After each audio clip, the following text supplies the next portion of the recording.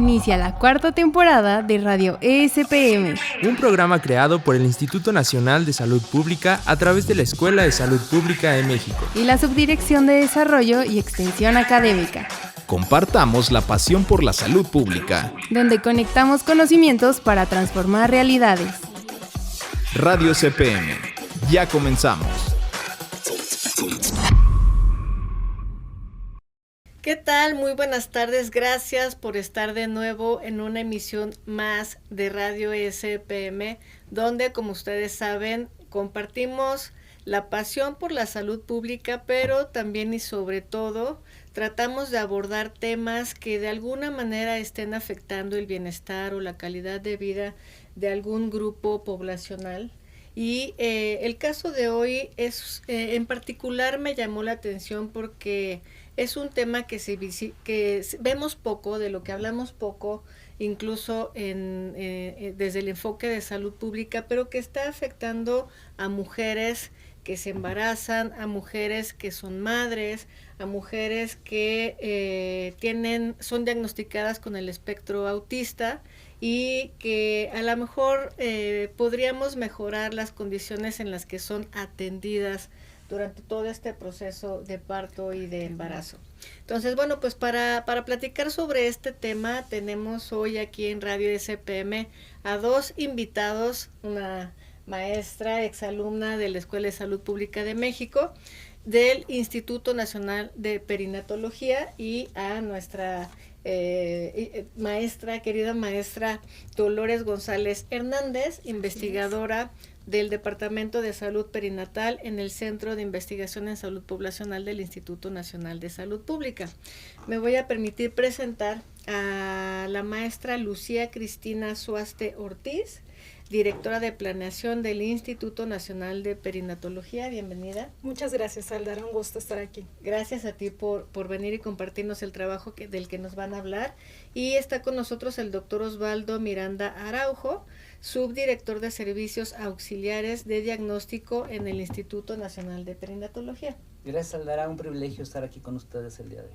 Gracias, de verdad que cuando recibí la llamada o el correo de parte de ustedes para venir a compartir en este espacio un tema que, platicando con la maestra Dolores, vemos que es de vital importancia visibilizar.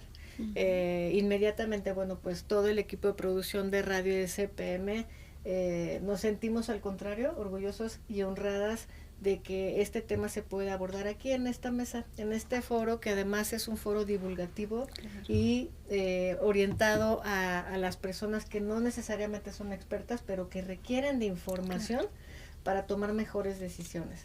Entonces, bueno, como cada programa, tratamos de contextualizar primero y explicarle a nuestra audiencia de qué va el tema sobre el cual va a versar nuestra charla el día de hoy.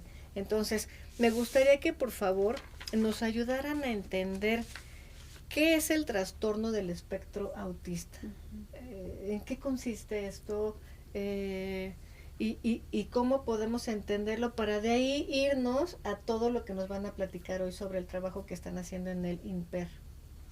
Muy bien, buenos días a todos. Pudiéramos partir de una definición conceptual que viene en los manuales de salud, pero quizá no explicaría las intervenciones ni la perspectiva con la que estamos nosotros haciendo el planteamiento de la herramienta que desarrollamos. Por lo tanto, quisiera empezar definiendo casi de manera operativa cómo estamos nosotros entendiendo lo que es el autismo. El autismo define a un grupo de características que tienen algunas personas en diferentes esferas de su vida. Pueden tener alteraciones en la comunicación, alteraciones en la socialización, en el lenguaje, en algunas capacidades de percepción sensorial, básicamente. De manera general, así es como están definidas esas características. Y quiero ser enfático en esto, no son síntomas, no es una enfermedad, son características de ciertas personas, y es allá donde queremos nosotros enfocar el abordaje, y así es como desarrollamos la herramienta que el día de hoy queremos queremos poner en consideración. En términos generales, una persona autista es una persona que a lo largo de su vida, porque muchas personas autistas se les diagnostica tardíamente en su vida, tienen problemas en la socialización, tienen problemas interpersonales, tienen problemas de comunicación y ellos no saben que son autistas. Hasta que llega un momento en que la demanda social o ciertos factores exponen de manera completa estas características. A veces es alguna situación emocional de algún tipo, pero en particular, y eso es a donde quiero llegar, el embarazo, siendo un fenómeno tan complejo, y el parto y la maternidad en sí, pueden ser vivencias que puedan generar estrés en cierta medida, que exponen las manifestaciones o las características de personas que durante toda su vida pudieron haber estado a través de diferentes mecanismos conteniendo y no se expresaran. Entonces quiero comentarles un primer punto numérico, es que el 50% de las mujeres autistas se diagnostican durante el embarazo o durante el parto. Wow. Entonces ese es el primer punto que quiero hacer diferencial en relación a lo que es ser autista hombre que ser autista mujer. Es posible que los hombres en esta vida laboral o en la vida social pudieran tener algunas características y que impactan en esa esfera, pero las mujeres autistas, el embarazo es particularmente un evento de su vida que las hace llegar a extremos de la capacidad de soportar ciertas características y que en ese momento se manifiestan. Maestra Lucía, siendo mujer, creo que es importante su visión, su opinión, estando ahí directamente viendo los casos en el Instituto Nacional de Perinatología, sobre lo que está comentando el doctor Osvaldo. Para cualquier mujer, el embarazo es toda una experiencia, la lactancia es toda una experiencia, para algunas son más o menos complejas estas experiencias. Entonces, ser mujer autista y experimentar un embarazo, ¿cómo lo has visto tú? Sí, creo que es importante compartir parte de lo que hemos visto en los foros de espectro autista, donde nos han invitado un poco para difundir y formar parte de esta campaña de visibilizar el tema, ¿no? Creo que la relevancia, uno, es que la diferencia de los casos son diagnosticados en su mayoría durante la etapa del embarazo. Pero hablemos que el simple hecho de estar en un proceso de embarazo, sufrimos cambios físicos, hormonales, y necesitamos un seguimiento óptico del embarazo. Entonces hablemos de que si para mí es complicado en muchas ocasiones comprender las indicaciones, las sugerencias, los pasos a seguir para llevar un embarazo acorde, si nosotros no visionamos como personal de salud cuando estamos atendiendo a una mujer embarazada, no le preguntamos cómo se siente, si queda clara la información, si no partimos de cómo se están sintiendo ellos en ese momento, se vuelve un reto, y es un reto muy complicado que radica en que tal vez el embarazo no se lleve en óptimas condiciones. Hablamos de que el primer paso como profesionales de la salud y como mujer debería de asegurarnos de que a nuestra paciente, a la mujer embarazada, le está quedando clara la información, que le estamos brindando un espacio agradable para su desarrollo, ¿no? Entonces es un reto. En los foros donde hemos estado y ha sido muy grato, ellos comentan, hay muchas formas de ser autista, de vivir las experiencias, de vivir los momentos para cada uno, ¿no? Entonces nos posicionamos que cada persona, cada mujer somos un mundo.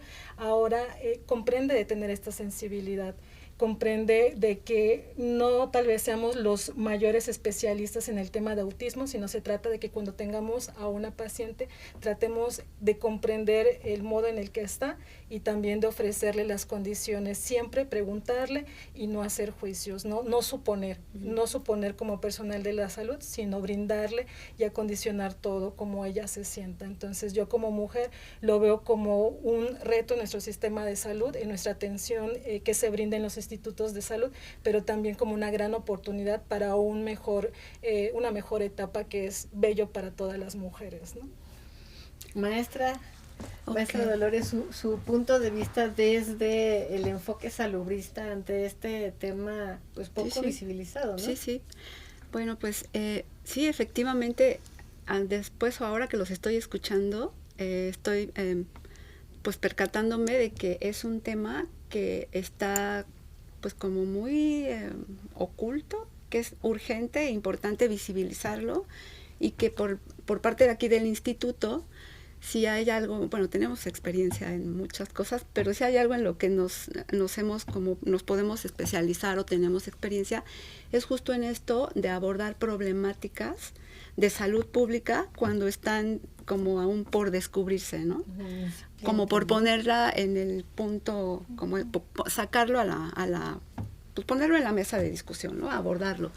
Entonces, me parece que pues estamos como en esos inicios, ¿no? Después de esta conversación, la verdad es que hasta tengo la expectativa de que podamos hacer algo en conjunto con el instituto, porque desde la metodología cualitativa, que es donde yo tengo un poco más de experiencia, donde nos acercamos directamente a las mujeres, y por ejemplo en estos casos que podamos trabajar o acercarnos a mujeres autistas para conocer cómo ha sido su experiencia, cómo es.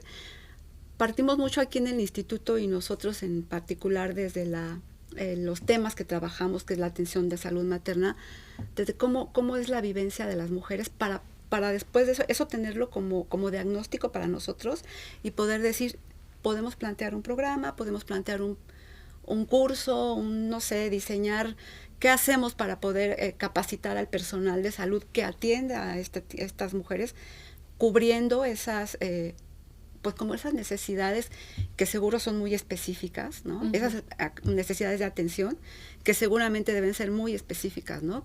Para mujeres que son diagnosticadas o que tienen el autismo. Uh-huh. Pues una oportunidad. Implica un gran reto, un reto enorme, porque se tiene que partir desde la identificación de qué tan grande es el problema a nivel poblacional en el país, y que bueno, pues quizá con una encuesta con representación nacional podría identificarse y argumentarse el impacto que está teniendo este trastorno del espectro autista, por un lado, ¿no? Por el otro, pues que con la experiencia que ustedes tienen, que ahorita por favor sí me gustaría que nos contaran sobre el trabajo que están haciendo en el Instituto Nacional de Perinatología, y fue el cual pues detonó esta charla aquí en Radio SPM, identificar el problema, ubicar los espacios de acción que se requiere para atender esa situación de salud pública, y bueno, pues trabajar de manera conjunta interinstitucionalmente para que cada institución pues vaya aportando los perfiles y las competencias y las capacidades que cada institución tenga, ¿no? Platícanos sobre este trabajo que están desarrollando, y por ahí iremos viendo oportunidades de acción conjunta. Bueno, les comparto, yo soy ginecobstetra de formación, y hasta hace unas cuantas semanas nosotros estamos en la actividad en el Instituto Nacional de Perinatología, en el embarazo de alto riesgo, la vigilancia de embarazo de alto riesgo, y en el marco de esta campaña de visibilización del autismo, fuimos invitados, y a partir de ahí surgió, y ese es el punto, a partir de ahí surgió la necesidad de tener una herramienta, un instrumento que nos permita hacer las adecuaciones correspondientes para la atención de las mujeres autistas. Y quiero decirlo así, lo correcto es mujeres autistas, para quitarle ese dejo de medicalización con autismo. Todos estos aspectos fueron compartidos, porque para el desarrollo de este instrumento estuvimos en contacto con sociedades de personas autistas, entre ellos Autistas de México, a los cuales les agradezco su apoyo, y tuvimos una reunión por Zoom con 20 mujeres autistas que me compartieron de primera mano sus experiencias. Entonces, una vez que yo revisé la literatura y los escuché, realmente quedé impactado por lo que eso significa. Les voy a poner un ejemplo. Los médicos de formación tenemos como parte central en nuestra actividad médica la historia clínica, el interrogatorio, la semiología, cuándo empezó el dolor, cómo empezó, es mucho, es poco, a qué se asocia, las personas autistas, no todas, porque hay diferentes maneras de ser autista, no es que todos tengan que ser así, pero la cuestión temporal, la cuestión de percepción sensorial cambia. Entonces decir, ¿el dolor es mucho o es poco? ¿De qué manera? ¿Es frecuente, es infrecuente, es esporádico? La percepción del tiempo es diferente. Entonces, todo el modelo de interrogatorio de la historia clínica está regido por temporalidades, por magnitudes, por dimensiones, que son esferas que caracterizan a las personas autistas. Por lo tanto, desde el interrogatorio hay una cuestión compleja. Desde el ambiente del consultorio. Los que trabajamos en instituciones públicas sabemos la dinámica que hay en los hospitales. La gente entra, sale, se escucha ruido en muchas áreas, los equipos médicos están sonando todo el tiempo, las luces, la gente entra, sale, a una persona, a un paciente le pueden hacer 3 preguntas al mismo tiempo, la compañera de enfermería que necesita, la de trabajo social que necesita. Entonces, una vez que uno se da cuenta de todas las esferas involucradas, entiende lo que significa para las personas autistas estar en una circunstancia así de compleja. Si sabemos que hay dificultades en la comunicación, en la percepción, en la velocidad de asimilación y de entendimiento de los conceptos, pues entonces las adecuaciones no únicamente son de que la luz esté de tal o cual característica, sino desde la manera en que nosotros hacemos el planteamiento, preguntas concretas, precisas, nada figurado, elementos que nos permitan un listado de síntomas que a la paciente le tenemos que poner enfrente para que ella incluso señale cuál de ellas, esquemas del cuerpo, dibujos del cuerpo, dónde te duele, y ponerle ejemplos de la vida cotidiana que ella conozca, para que haciendo un símil podamos entender qué es lo que me está queriendo decir. La velocidad de procesamiento en tiempo real, las preguntas que uno le hace, el tiempo que tenemos que socialmente aceptado que te conteste, queda fuera de todo elemento de la consulta. Tenemos que entender esos tiempos, esas modalidades de comunicación. Eso es lo más sencillo. Yo platicaba con las maestras, las doctoras, en la medicina actual trabajamos con pruebas diagnósticas.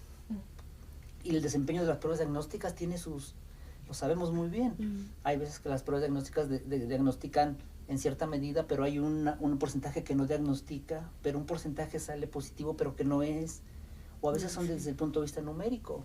Es decir, el riesgo de síndrome de Down después de este estudio es 1 en 400. Eso no es mucho. Imagínense lo que significa si para nosotros, que no compartimos esas características, ya pudiera ser complejo entender un dato numérico sobre un riesgo.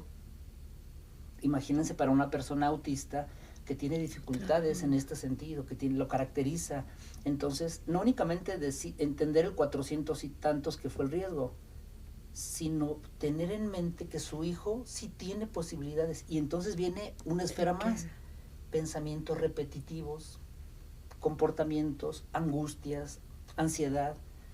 Las pacientes autistas, una gran proporción de ellas tienen comorbilidades como ansiedad, depresión. Entonces, imagínense el cóctel del que estamos hablando.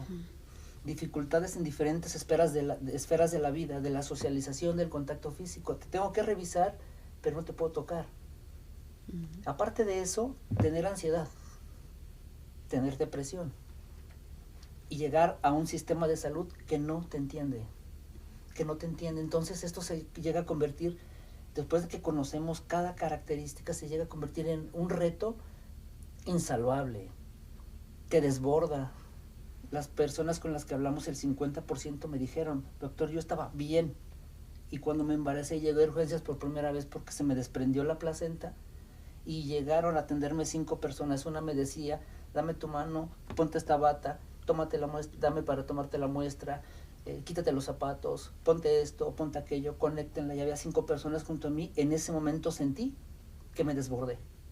Y a partir de ahí se me manifestó muchas de las características, o se exacerbaron características que yo conocía, y ahí fue el punto.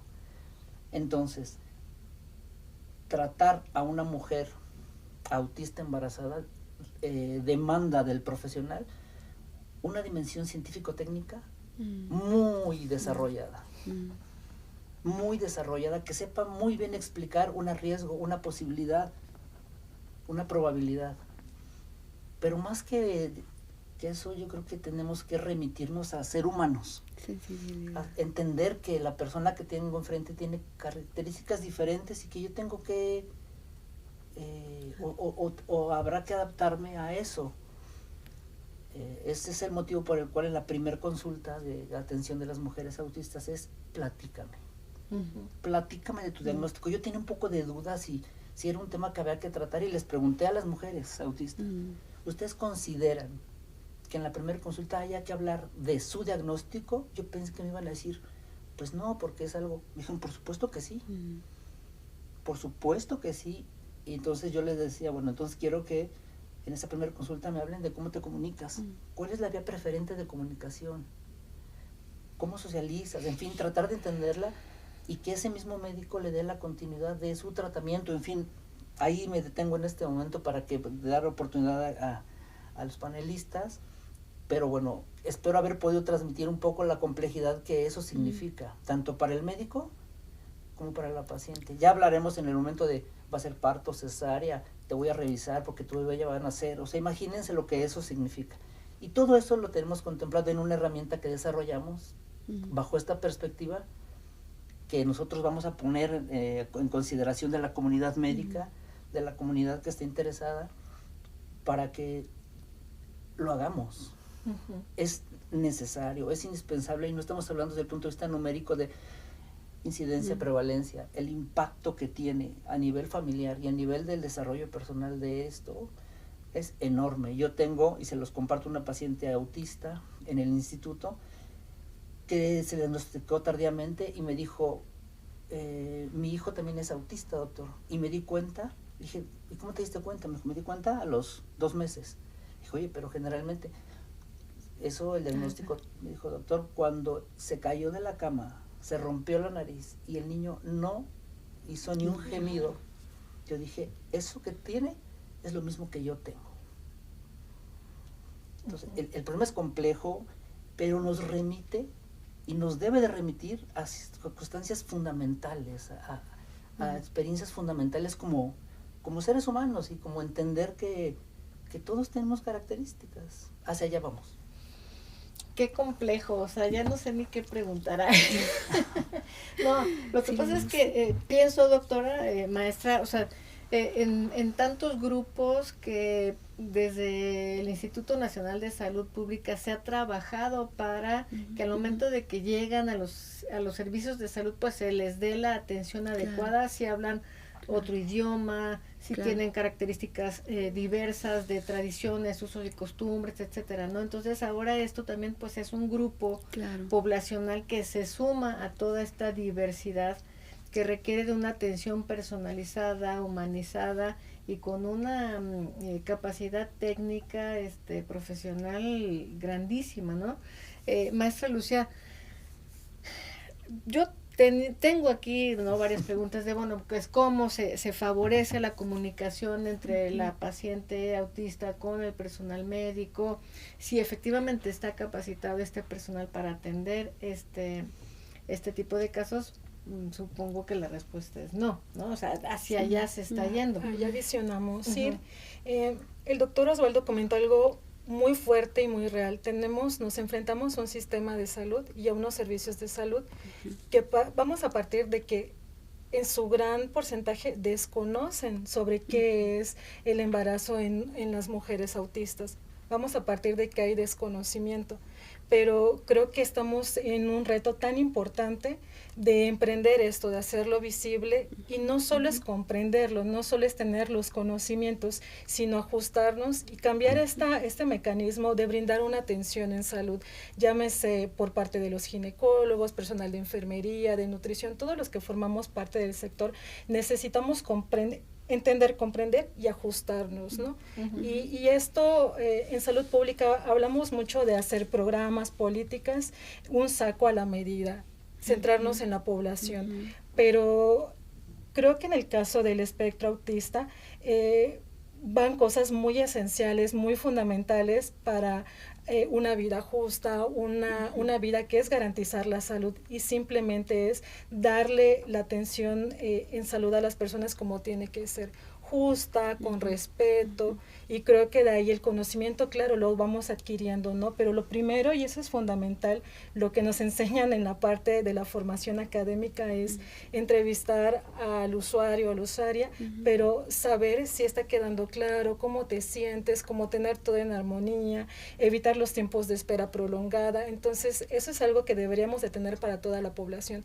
Ahora, hablando de las mujeres embarazadas autistas, creo que es algo fundamental que ya se tendría que empezar a poner sobre las mesas, sobre todo en términos de política pública, ¿no? Conocer cuál es la población afectada en mujeres, porque ahorita estamos nosotros desde perinatología hablando de las mujeres, pero también está el grupo de niños, niñas, adolescentes, la parte académica, cómo la viven, la parte escolar, ¿no? Entonces, en la parte ya laboral, las mujeres en la parte laboral, si de por sí hablamos de ciertas vulnerabilidades, ahora visionemos ser una mujer autista en un centro laboral, ¿no? Entonces creo que va más allá de solo enfocarnos sí en la población, pero también creo que es parte de un derecho genuino a todas las mujeres. Maestra Dolores, teniendo este contexto que nos acaban de exponer nuestros invitados, nuestro y nuestra invitada,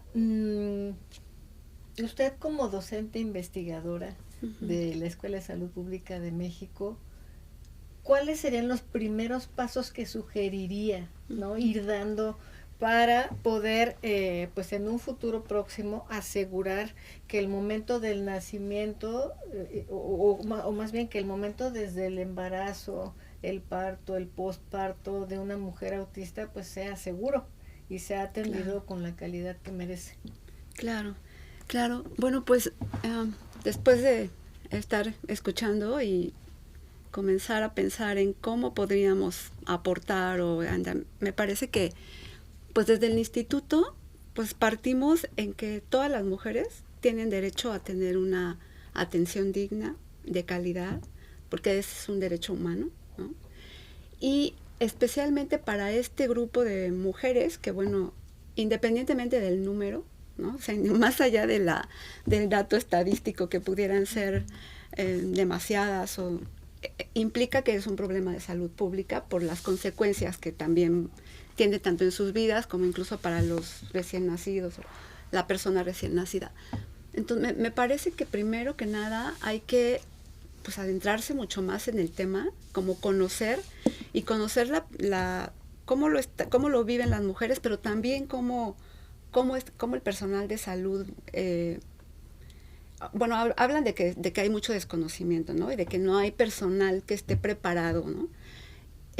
Pero partir como de qué necesitan los médicos o quienes están atentos para poder, no sé, capacitar o proponer sobre todo eso, ¿no? Como hacer propuestas pues sí, de capacitación o de ir sensibilizando al personal. Eso me parece que es un punto inicial.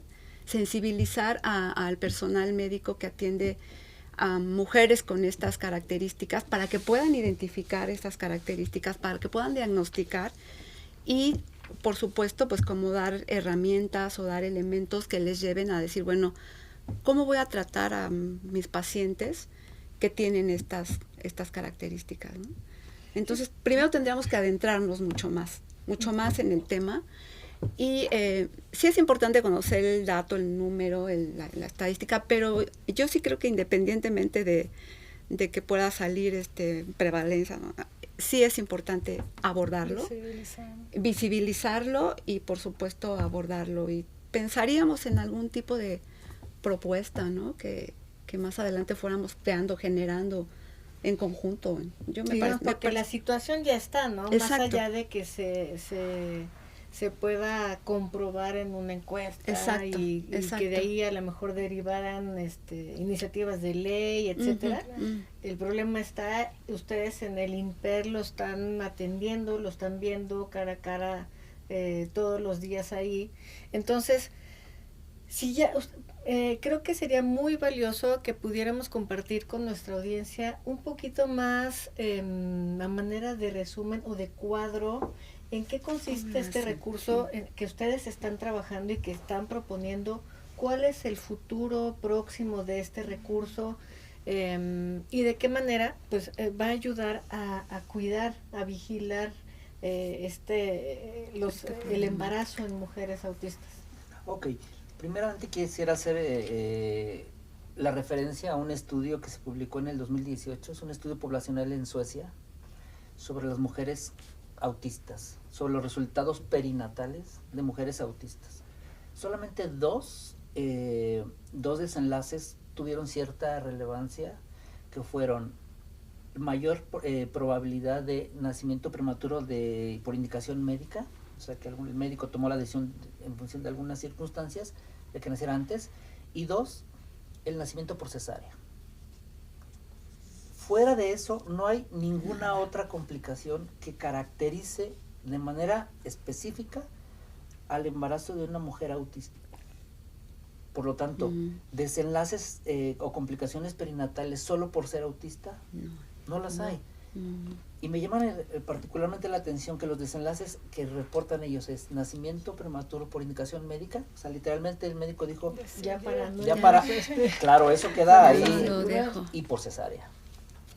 Entonces, ese es el primer punto. Que además eso sucede también en mujeres completamente. Exactamente. Sin esa Imagínese usted en la condición de una mujer con estas características. Lo que nosotros diseñamos es, a partir de esta perspectiva que hemos tratado de explicar, definir algunas modalidades, algunas adecuaciones razonables en la atención de nuestros pacientes. Platicaré algunas de ellas en la primera consulta. Lo primero que tenemos que hacer es, ¿cuáles son las adecuaciones razonables? Propiciar un ambiente silencioso, indicar a la paciente cuánto durará la consulta, que no tengamos objetos o dispositivos que representen mayores estímulos, evitar preguntas abiertas, otorgar el tiempo necesario para la respuesta, ofrecer un recorrido por el consultorio.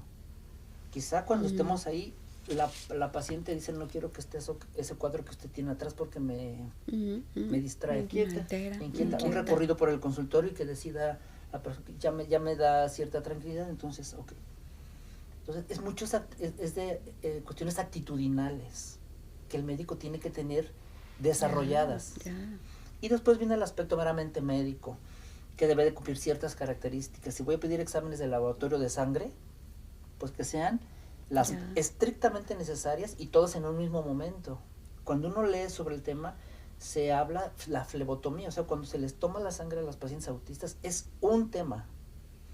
Tiene que serlo persona capacitada.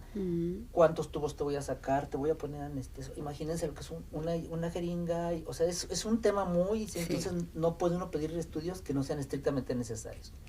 En esta primera consulta es donde tenemos que hablar de su diagnóstico, de su forma de comunicación. O sea, los contenidos de la consulta, ya pasando a una mujer autista, es, háblame de cuáles son tus características. ¿Cómo quieres que nos comuniquemos? ¿Quieres traer algún dispositivo? ¿Quieres que yo te muestre algo? ¿Quieres que genere dibujos, esquemas para que te permitan? Cuéntame. Pero tampoco tenemos que caer en ese aspecto de sobrecuidado, de entender que la mujer tiene un déficit, no lo tiene. Y así las consultas. En función de cómo estamos de tiempo, quisiera decirle que para el plan de nacimiento, cuando vayamos a definir cuándo y cómo nace, hay que llevar a la paciente un recorrido por la unidad tocoquirúrgica, cómo está la labor, qué es lo que se hace, cuál es el proceso de urgencias. Mira, obviamente está permitido que la paciente use audífonos de eliminación de ruido. Durante el trabajo de parto pueda tener antifaz. Proponemos que esté en una sala de labor, parto y recuperación. Solamente ella, con su acompañante, con un médico, su médico tratante, no cualquier médico, su médico tratante, que sea una enfermera que estuvo con ella también durante las consultas, que adopte la posición que quiera, que nazca de la manera en que, claro, bajo una vigilancia médica, que no haya ninguna contraindicación ni buena valoración, que tengamos recursos en el cual puedan hacer un bebé en un banco obstétrico, que adopte la posición que quiera, anestesia cuando ella quiera, o sea, todo esto que ha quedado enmarcado en el parto humanizado y demás, también está incluido en en lo que nosotros planteamos. Esquemas, pictogramas, señálame cuánto duele, cómo duele, dónde te duele. O sea, todo esto está incluido en nuestro plan. Ahora lactancia también, el contacto piel con piel.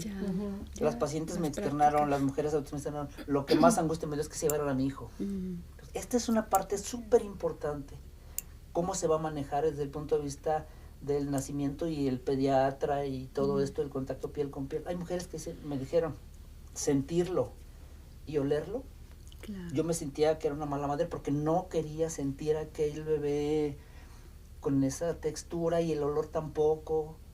O sea, cada paciente es... Y eso ¿dónde lo conoces? Durante la consulta. Háblame de todas tus experiencias. Las pacientes llegan y dicen, yo no tolero el pinol. Perdón. O el olor a pino, el olor a cloro de la limpieza entonces no puedo estar en un lugar que tenga esos olores. En fin, es un sinnúmero de circunstancias. Aquí en el instituto pues somos súper pro lactancia materna, ¿no? Y esa una duda que yo tenía, o sea, cómo, qué hacer para que una mujer autista tenga una práctica de lactancia materna efectiva, ¿no? Porque justo no sé mucho, pero sí sé que el contacto físico luego es complicado para... Y mucho estigma sobre las mujeres autistas y la lactancia, ¿no? O incluso en el embarazo creo que todas las mujeres tenemos una carga de ser buenas madres, ¿no? ¿A qué le llamamos ser buena madre? Entonces, todas tenemos como, tienes que ser buena madre, tienes que aprender a ser mamá, a hacer lo correcto. Hay un gran estigma en las mujeres autistas de que no pueden ser madres, que eso es lo primero. Lo segundo es que no van a ser buenas madres, que van a rechazar totalmente a su bebé cuando no es la misma situación, como lo ha explicado el doctor, cuando nace o durante el embarazo. Entonces también hay un gran reto respecto a la lactancia materna, cómo llevar a la lactancia materna, permitirle, darle las herramientas a las mujeres, el conocimiento para que ellos opten dar lactancia materna y cómo hacerlo, ¿no? Yo creo que va en función de darles las herramientas, el conocimiento sobre el tema y que ellas decidan, ¿no? Nosotros guiar. Maestra, ¿qué opina? O sea, yo pienso que al concretarse este recurso es un proyecto pionero en México. O sea, es necesario acompañarlo, apoyarlo, ¿no? Y ponernos a disposición desde una parte hasta como divulgadora, como comunicadora para la salud, pues estar ahí al pendiente de ver de qué manera podemos no traducir, pero sí transformar información en herramientas o en dispositivos que sean adecuados para la comprensión, la asimilación y la utilización de esa información por parte de una mujer autista, ¿no? Claro, como esta parte que yo creo que podríamos como contribuir mucho a lo que ustedes ya están haciendo, ¿no? Porque, bueno, estoy entendiendo que ustedes están ya llevando a la práctica esto, ¿no? Ya en perinato. Ahora que los escucho, yo también estoy pensando, digo, bueno, ¿cómo sería para que de verdad esto pudiera abarcar a todas las mujeres? Porque son las mujeres que llegan a perinato y sabemos que a perinato llegan las mujeres, o sea, no todo el mundo puede llegar a perinato, ¿no? Entonces, yo pienso que es un gran reto para los servicios de salud, para nuestro sistema, porque, bueno, todas las mujeres que se atienden fuera de perinato, que seguramente también habrá con estas características autistas, para que esto pudiera también llegar, ¿no? A esto, pues a estas mujeres. Porque sí, efectivamente, aquí en el instituto, pues como ya lo mencionaba, sí partimos la mayoría de los trabajos que realizamos en torno al tema de salud materna, pues está encaminado a incluir a todas las mujeres, ¿no? O sea, todas las mujeres tienen ese derecho, ¿no? De recibir esta calidad en la atención, del buen trato, de eliminar básicamente la existencia de la violencia obstétrica, que no se lleguen a cometer prácticas innecesarias y prácticas que están catalogadas como violentas.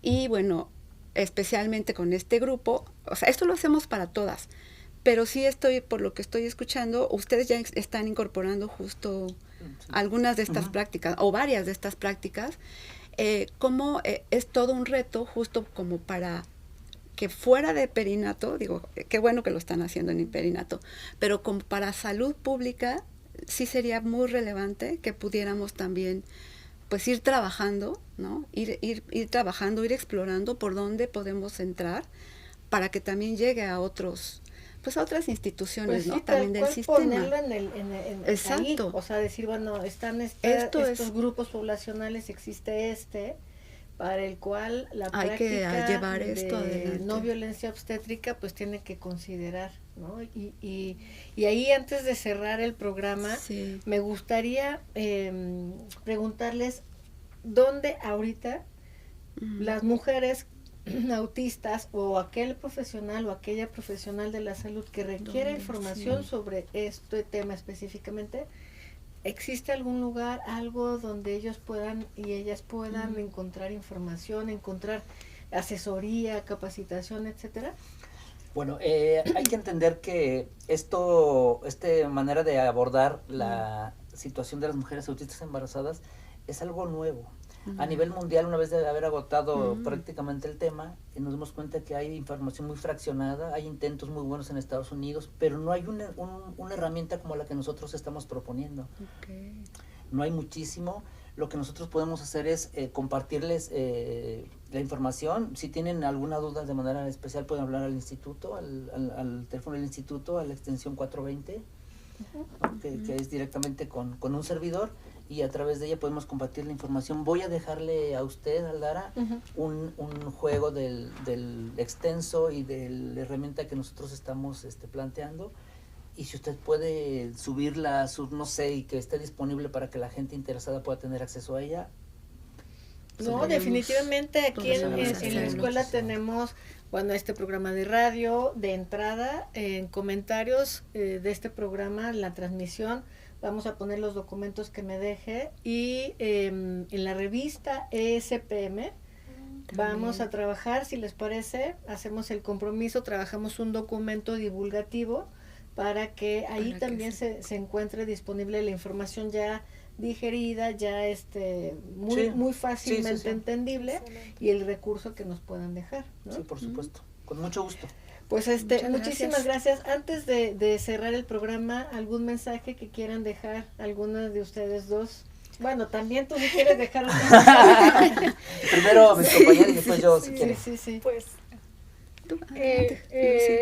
Pues desde la salud pública creo que es relevante atender, comprender las necesidades de la población mexicana específicamente, pero en esta ocasión que hablamos de mujeres autistas, creo que es una primera charla, conversación que abrimos y que debemos de difundir, que debemos de mantener, y hay que ir cerrando las brechas que existen actualmente en el sistema de salud, y una de ellas es la atención en mujeres autistas aquí en México. Entonces, de antemano, muchas gracias, porque es un espacio donde podemos compartir, hablar del tema y sobre todo posicionar y ver las opciones de acercar la información a quien tiene que ser, que es a nuestra población.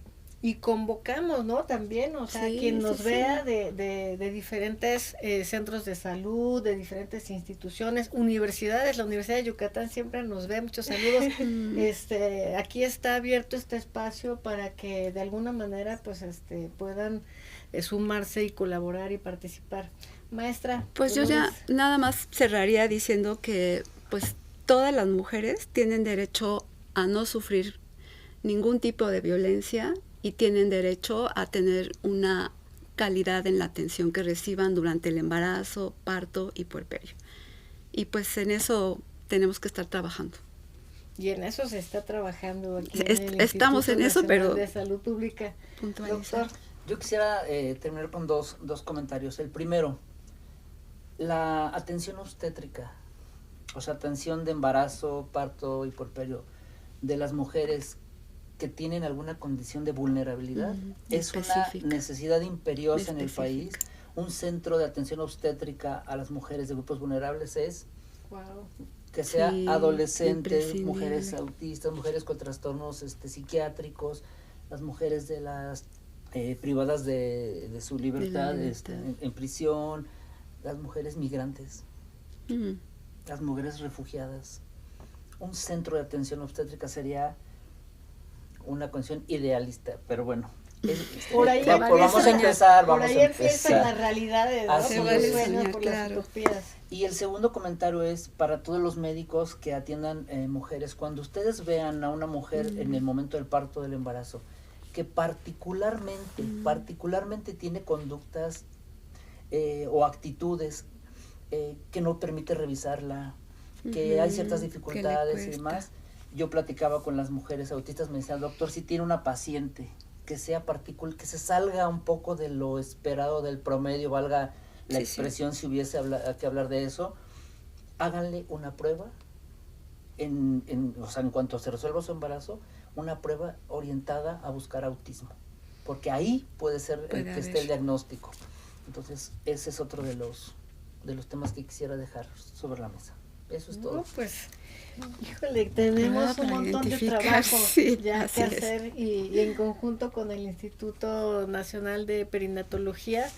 Muchísimas gracias maestra, de verdad, por haberse sumado a esta mesa, que me parecía importantísimo tener a una representante del Departamento de Salud Materno-Infantil aquí en el instituto. Gracias. A ambos por haberse venido desde el INPER a Cuernavaca a tener esta charla, y gracias a ustedes por escucharnos, gracias por ser parte de este esfuerzo de divulgación, de comunicación para la salud, que no hacemos más que para apoyar de alguna manera a la población a que use la ciencia en favor de ustedes, de uno mismo y de su comunidad. Nos vemos en la próxima. Un abrazo fuerte hasta donde estén y hasta luego. Esto fue Radio ESPM, un programa creado por el Instituto Nacional de Salud Pública a través de la Escuela de Salud Pública de México y la Subdirección de Desarrollo y Extensión Académica. Compartamos la pasión por la salud pública, donde conectamos conocimientos para transformar realidades. Radio CPM.